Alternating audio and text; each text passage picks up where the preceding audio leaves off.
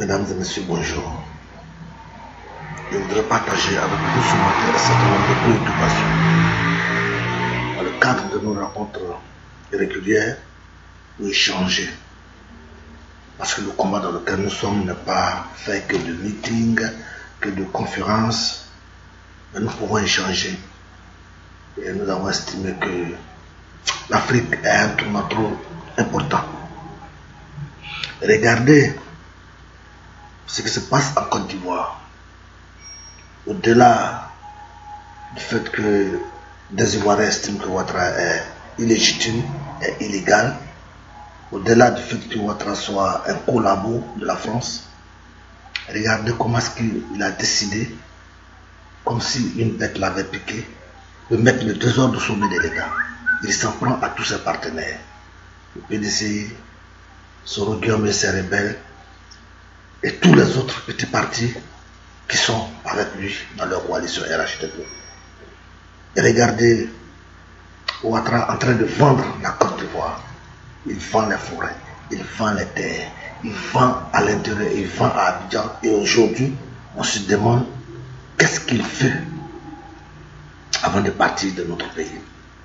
Regardez, il a décidé de tout privatiser. Il vend les banques ivoiriennes, il vend tout ce que les Ivoiriens se sont battus pour mettre en place.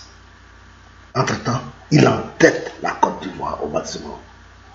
Dites-nous ce que vous pensez d'un tel être et de ce que sera la réaction des Ivoiriens. Mais quoi qu'il en soit, nous, au mouvement social panafricain pour le développement intégral, estimons que le combat de l'Afrique n'est pas un combat d'une tranche d'Africains contre d'autres, d'une classe d'Africains contre d'autres. Non. Nous avons un combat à mener pour notre libération, pour notre unité. Dieu vous le dit, aucun de nos pays n'est libre. Aucun. Au-delà de la Côte d'Ivoire, prenez n'importe quel. Soit nous ne sommes pas libres politiquement, ou bien nous ne sommes pas libres économiquement, ou bien nous ne sommes pas libres, en tout cas culturellement. En tout cas, il nous faut réapproprier notre Afrique. Et ce combat, nous devons le mener jusqu'au bout. Je voudrais inviter donc les Ivoiriens à tenir bon, parce que c'est un pays aujourd'hui, il y a des centaines de prisonniers politiques, il y a des dizaines de milliers d'exilés politiques. Et l'ex-président ivoirien, Laurent Gbagbo, est aujourd'hui à la veille d'un procès. Un procès où la CPI va décider de sa libération provisoire, de sa libération définitive. Mais en ce qui nous concerne, nous estimons que à ce stade du procès, avec plus de 3 dizaines de témoins à charge qui sont passés, on peut estimer clairement que la CPI n'a rien de consistant contre Laurent Gbagbo et qu'il faut le libérer purement et simplement et arrêter ce procès. Voici notre position et c'est sur laquelle nous continuons de mobiliser les Africains partout pour que nous nous serrons le coude, parce que ce combat nous concerne tous, que vous soyez en Gambie, que vous soyez au Mali, que vous soyez en Centrafrique, que vous soyez en Afrique du Sud, au Nigeria. Ce combat de Laurent Gbagbo est notre combat à tous. Parce que ce combat touche directement la question de la souveraineté africaine, la question de la libération des Africains, la question de l'unité africaine. Il nous faut nous déterminer et il nous faut aller au front, au charbon, pour nous unir, pour demander partout où vous avez des voix qui peuvent être entendues, pour dire que nous voulons maintenant la libération de Laurent Gbagbo. Voici notre position et c'est sur laquelle nous faisons une campagne acharnée à l'heure actuelle. À part cela, nous voulons que l'Afrique, pendant que nous sommes dans ce combat, beaucoup de gens estiment qu'il faut mener le combat à l'intérieur de nos petits pays, à l'intérieur de ces frontières coloniales, et que ce sera à l'intérieur de ces frontières coloniales que nous allons réussir un développement, ben nous allons réussir à nous en sortir. Je dis non. Et c'est pourquoi nous disons que le mouvement que nous avons décidé de mettre sur pied, le mouvement social panafricain, veut qu'aujourd'hui les Africains mènent un combat intégré pour un résultat intégré. Nous ne sommes pas une ONG ordinaire comme les ONG que les gens ont aujourd'hui sur notre continent, un peu partout, financés de l'extérieur et ainsi de suite. Nous ne sommes pas un parti politique parce que nous estimons qu'il y a déjà assez de partis politiques. Mais nous sommes un mouvement de masse, de prise de conscience. et d'action. Parce que tu sois travailleur, que tu sois étudiant, que tu sois chômeur, que tu sois paysan, nous estimons qu'aujourd'hui, pour la Côte d'Ivoire, pour l'Afrique, pour le Bénin, pour le Nigeria, pour tous les pays africains, en guerre comme en paix, il nous faut un nouveau type de mouvement. Un mouvement qui ne sépare pas les travailleurs des chômeurs. Un mouvement qui ne sépare pas les musulmans des chrétiens. Un mouvement qui ne sépare pas les gens de gauche ou de la droite.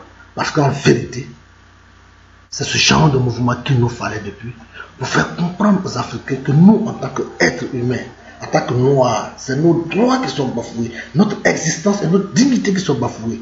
Et qu'il nous faut un combat intégré à mener pour dire que le combat pour notre unité, le combat pour notre souveraineté est le minimum que tous les pays africains doivent acquérir pour pouvoir prétendre à un quelconque développement.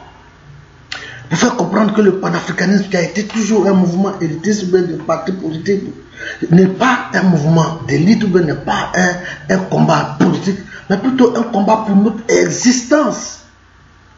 Un combat pour l'existence de l'être africain, parce que notre Afrique était unie et depuis l'esclavage jusqu'à aujourd'hui, les gens se sont évertués à le diviser, à nous donner des frontières qui font que des gens ont l'impression qu'un Ghanéen est différent d'un Ivoirien, qu'un Ivoirien est différent d'un Guinéen, qu'un Guinéen est différent d'un Burkinabé. C'est faux. Tant que les Africains n'ont pas encore intégré ça dans leur âme, dans leur conscience et dans leur combat quotidien, nous ne pourrons rien faire.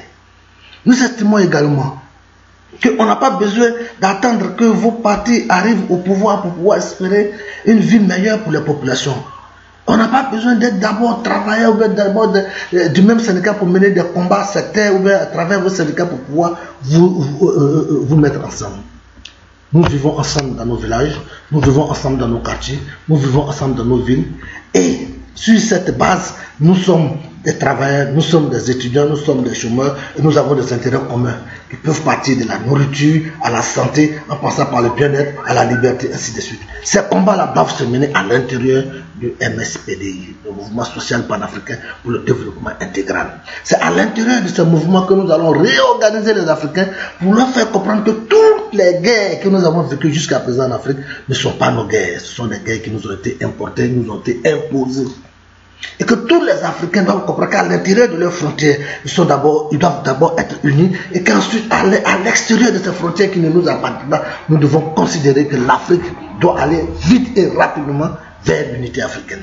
C'est pourquoi nous nous opposons foncièrement au projet de l'Union africaine qui pense qu'ils vont commencer à aborder certaines questions stratégiques dans les années 2050 ou 2070. Nous disons non. Au MSPDI, nous voulons intégrer les combats des travailleurs, à celui des chômeurs, à celui des artistes, à celui des élèves, à celui des étudiants, pour que nous puissions nous réapproprier notre existence et que nous puissions vite casser ces barrières à travers ces frontières imaginaires et qui sont faites pour nous exploiter au lieu de nous développer et qui doivent, ce combat qui doit nous permettre également donc de gagner un temps sur les programmations actuelles que l'Union africaine fait. Nous voulons l'unité africaine, les États-Unis d'Afrique dans 10 ans, tout au plus, parce qu'il s'agit pour nous, dans notre processus, de nous mobiliser à demander des référendums qui doivent se faire dans les pays, dans les différents pays, pour élever la conscience des Africains sur la nécessité de nous unir. Et donc, ces référendums-là sont ces référendums permettent à chacun de nos États actuels de décider d'appartenir à l'Union, aux États-Unis d'Afrique. Pour cela, on n'a pas besoin de 30 ans encore. Nous avons passé près de 60 ans de fausse indépendance, des indépendances qui nous ont été octroyées et qui ont été en véritable des pièges pour nous. Et aujourd'hui, on ne veut pas faire quelque chose pour sortir de ce bourbier. Nous disons non. Ivoiriens, Africains, Béninois, Maliens, Centrafricains, nous sommes les mêmes. Je lance un appel donc à tous les Africains, partout où vous êtes, que vous soyez scientifiques, que vous soyez le MSPD, le Mouvement Social Panafricain pour le Développement Intégral, a décidé, après 2 années de mobilisation, de recherche sur un certain nombre de choses, nous sommes aujourd'hui prêts à avancer. Nous voulons avancer ensemble, nous voulons que nous organisions ensemble, créer vos bases là où vous êtes, de villages, jusque dans vos villes, dans vos quartiers. Le Mouvement Social Panafricain est votre mouvement. Nous sommes ensemble. Toujours avançons pour la lutte. Que les Africains gagnent dans le nom de tout le peuple, dans le nom de toute l'Afrique digne et debout. Merci.